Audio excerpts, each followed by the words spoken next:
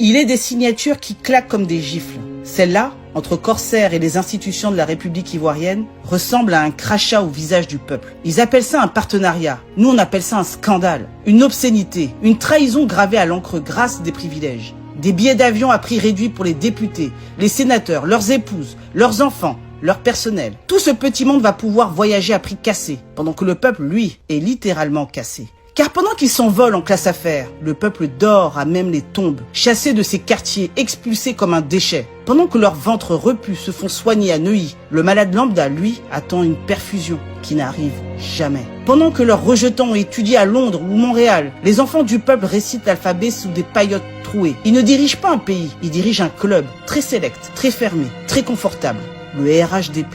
Badge obligatoire, accès lounge, couloir VIP. La République, un mot creux.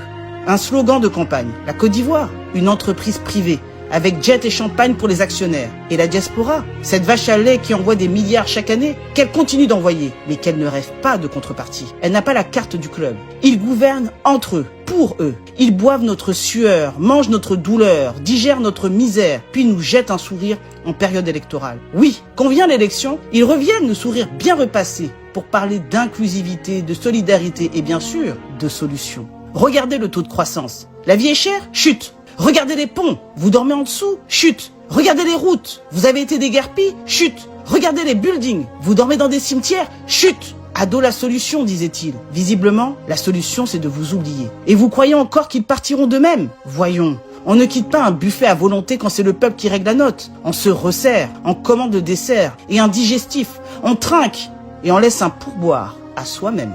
Ce partenariat est une gifle, non pire, un doigt d'honneur en plein visage. Une preuve de plus que ce pouvoir ne nous voit pas. Et s'il nous voit, c'est comme un obstacle, une nuisance, un bruit de fond, une image disgracieuse qu'on cache avec le mur de la honte. Ce n'est plus de la colère, c'est du dégoût.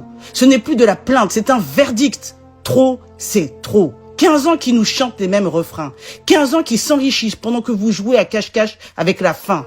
Ont-ils changé nos vies? Non, ils ont changé les leurs. En mieux, en très grand, en première classe.